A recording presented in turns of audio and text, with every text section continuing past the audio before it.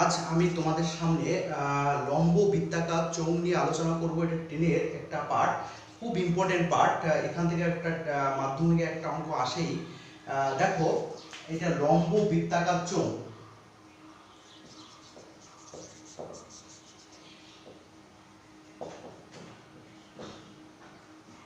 লম্ব বৃত্তাকার চোঙ বা রাইট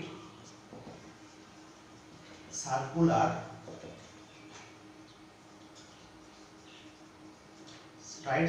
সিলিন্ডার।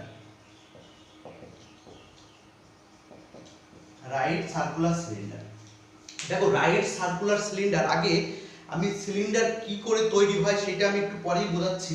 আগে দেখো, একে রাইট সার্কুলার সিলিন্ডার কেন বলা হয়। রাইট সার্কুলার সিলিন্ডার বলতে হচ্ছে, এখানে দেখো একটা জিনিস, এখানে এই রাইট মানে রাইট অ্যাঙ্গেল মানে কি 90 ডিগ্রি, অর্থাৎ রাইট সার্কুলার অ্যাঙ্গেল মানে কি এখানে যে কোণটা উৎপন্ন হবে এই কোণটা অবশ্যই কি হবে 90 ডিগ্রি হবে। সেই জন্য একে বলা হয় লম্ব বৃত্তাকার চোঙ। চোঙটা কখনোই এরকম টেরা বেঁকা হবে না। ধরো তোমার মনে ইচ্ছা হলো চোঙটা এরকম টেরা বেঁকা করে আমি আঁকলাম, উপর নিচে টেরা বেঁকা করে আঁকলাম, এইটা কখনোই চোঙ হবে না। কারণ চোঙ হতে হলে অবশ্যই রাইট অ্যাঙ্গেল হতে হবে, অর্থাৎ এটা 90 ডিগ্রি হতে হবে। ঠিক আছে, 1 নম্বর সত্য। 2 নম্বর সত্য হচ্ছে, এইটা যখন আমরা রাইট সার্কুলার সিলিন্ডার যখন তৈরি হবে তার আগে আমাদের কয়েকটা জিনিস আমাদের মনে রাখতে হবে। তার ভিতর কি কি? একটা জিনিস, ধরো কোনো একটা আয়তক্ষেত্রাকার চিত্র নিয়ে আমাদের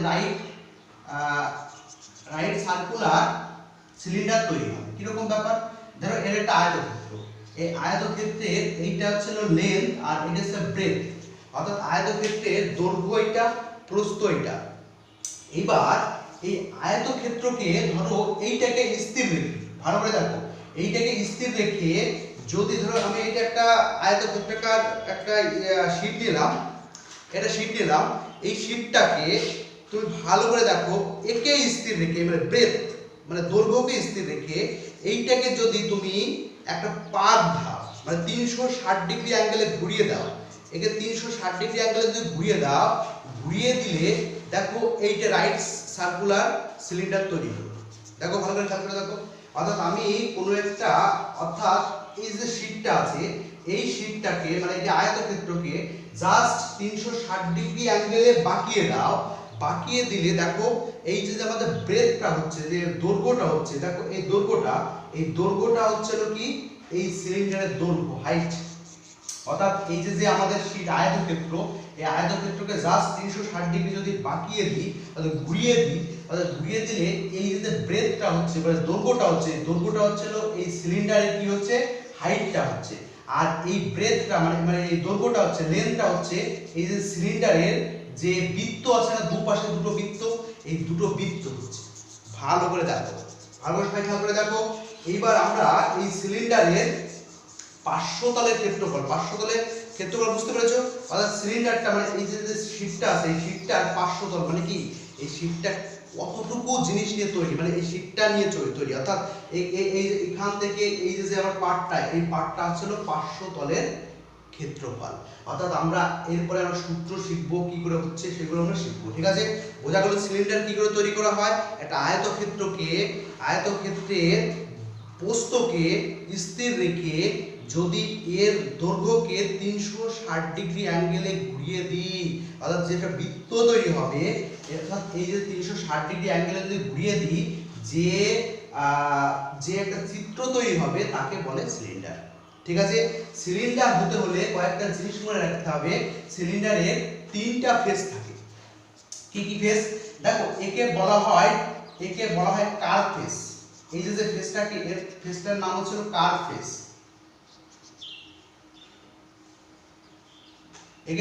একে বলা হয় কার্ভ ফেস, একে বলা হয় বটন ফেস। ঠিক আছে, আর একে বলা হয় টপ ফেস। ঠিক আছে, অর্থাৎ সিলিন্ডারের এই 3টে ফেস থাকে। অর্থাৎ একটা আছে এই যে এই যে পাশটা আছে, এই পাশটাকে বলা হয় কার্ভ ফেস, আর এই যে আমাদের এই যে প্রথম যে এটা হচ্ছে বটন ফেস, আর একে বলা হয় কি ফেস? একে বলা হয় টপ ফেস। অর্থাৎ এই 3টা ফেসকে একসঙ্গে একে বলা হয় কার্ভ এন্ডস। অর্থাৎ এই 3টে ফেসকে, অর্থাৎ এটা ফেস, এ একটা ফেস আর এ একটা ফেস, এই তিনটে ফেসকে বলা হয় curve face, curve end, curve ends, একে বলা হয় কার্ভস এন্ড, একে বলা হয় কার্ভস এন্ড। ঠিক আছে, আমাদের দেখো এই সিলিন্ডারটা তৈরি হতে হলে কয়েকটা জিনিস মাথায় রাখতে হবে। একটা জিনিস মাথায় রাখতে হবে যে বৃত্তটা এখানে তৈরি হবে, এই বেজে যে বৃত্তটা তৈরি হবে, এই বেজে যে বৃত্তটা তৈরি হবে, এই বৃত্তটা আর এই বৃত্তটা সেম হবে। এই বৃত্তটা ধরো আমাদের মনে হলো এই বৃত্তটা একটু বড়, এই বৃত্তটা ছোট হবে, এরকম হলে হবে না। অর্থাৎ এখানেও যে বৃত্ত হবে এখানেও বৃত্ত হবে। কারণ কি, কোন আয়তক্ষেত্রের দৈর্ঘ্য তো দুপাশে সমান হবে, এই পাশে এই পাশে দুপাশে সমান হবে। এ একটা বৃত্ত তৈরি করবে, এ একটা বৃত্ত তৈরি করবে, দুটো বৃত্ত তো অলরেডি সমানই হবে, তাই তো? তাহলে আমাদের এই বৃত্ত আর এই বৃত্ত দুটোই সমান হবে, মনে রাখবে। এইবার দেখো আমরা এই সিলিন্ডারের কিছু সূত্র সম্পর্কে আলোচনা করব। দেখো প্রথম সূত্রটা হচ্ছে সিলিন্ডারের পার্শ্বতলের ক্ষেত্রফল। দেখো পার্শ্বতলের ক্ষেত্রফল সিলিন্ডারের, এই সিলিন্ডারের পার্শ্বতলের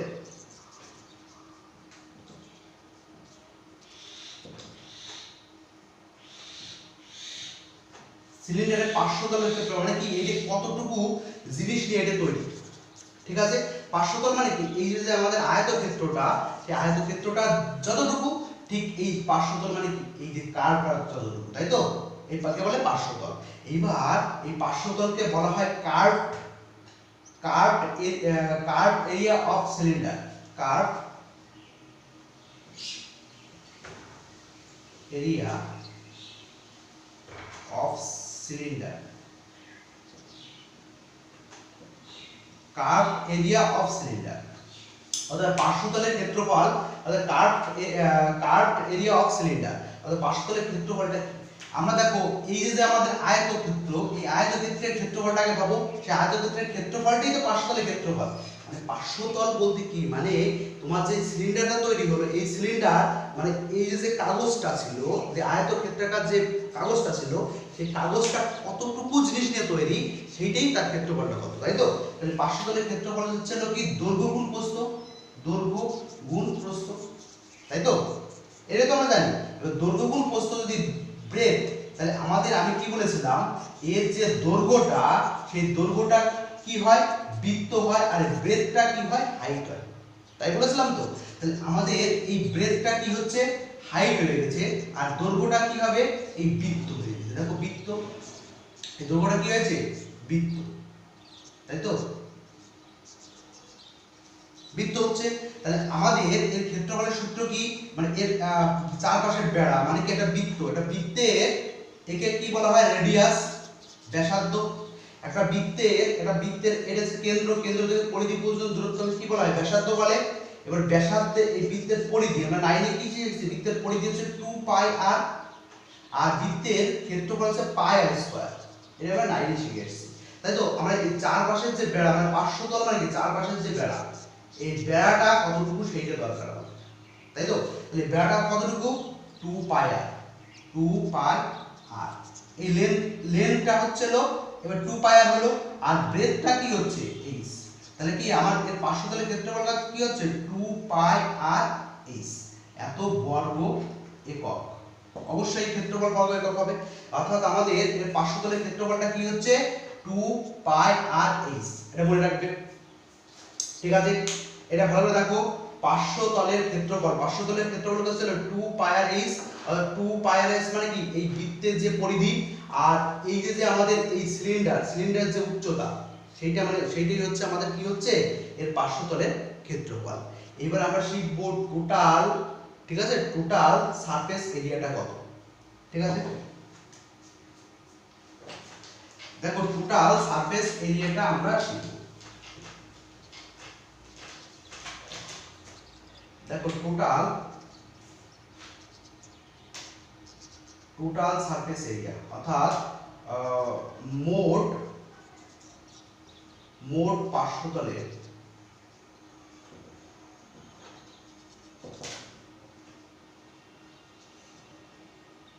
ক্ষেত্রফল, মোট পার্শ্বতলের ক্ষেত্রফল, অর্থাৎ মোট টোটাল যে পার্শ্বতলটা আছে তার ক্ষেত্রফল, অর্থাৎ আমাদের একে বলা হয় total surface area, total surface area, মোট পার্শ্বতলের ক্ষেত্রফল। দেখো আমরা এর আগে টু কি শিখলাম, আমরা শিখলাম হচ্ছিল এই নরমাল যে সারফেস এরিয়া সেটা শিখলাম। আর এখানে দেখো এখানে একটা ক্ষেত্রফল আছে, এখানে একটা ক্ষেত্রফল আছে না বৃত্তের। তাহলে কি একটা ধরো আমি একটা বৃত্ত, ধরো একটা সিলিন্ডার, এই সিলিন্ডারে এখানে একটা ঢাকনা দিলাম, এখানে একটা ঢাকনা দিলাম, এবার ঢাকনার ক্ষেত্রফল দরকার, তাই তো? তাহলে আমাদের কি কি ক্ষেত্রফল দরকার?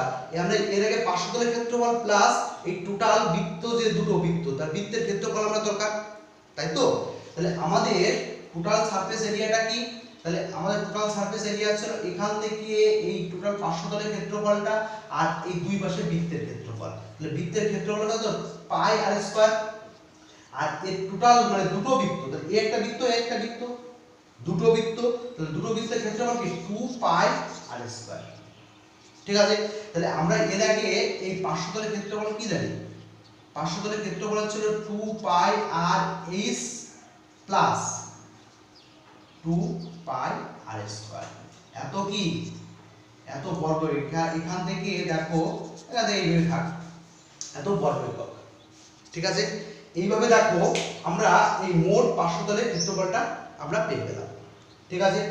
এবার যদি তোমাকে বলা হয় এই যে আমাদের এই সিলিন্ডারটা আছে, এই সিলিন্ডারটার ভিতরে এর মধ্যে দেখো এই সিলিন্ডারটা আছে, এই সিলিন্ডারের ভিতরে কতটুকু জল ধরে, ধরো এরকম ভাবে রাখলাম, এখানে কতটুকু জল ধরে, অথবা এই সিলিন্ডারের মধ্যে কতটুকু বালি ধরে, বা এর ভিতরে তুমি যা কিছু রাখো, এই সিলিন্ডারের ভিতরে কতটুকু রাখতে পারো কিছু জিনিস, তরল পদার্থ, তেল রাখতে পারো, জল রাখতে পারো, এর ভিতরে কতটুকু জল ধরে বা তেল ধরে, তাকে বলা হয় আয়তন। ঠিক আছে? Volume of cylinder. দেখো পয়েন্টটা হচ্ছে সিলিন্ডারের আয়তন, অর্থাৎ লম্ব বৃত্তাকার চোঙের আয়তন। আয়তনটা কত? লম্ব বৃত্তাকার চোঙের আয়তন, অর্থাৎ ভলিউম অফ সিলিন্ডার,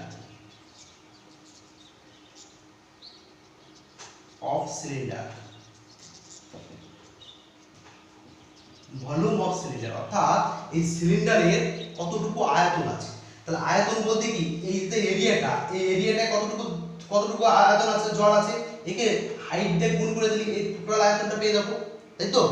দেখো আমাদের এই যে টোটাল যে এরিয়া, এই এরিয়ার সঙ্গে আমরা এই হাইটটা জাস্ট গুণ করে দিলে আমাদের কি হবে?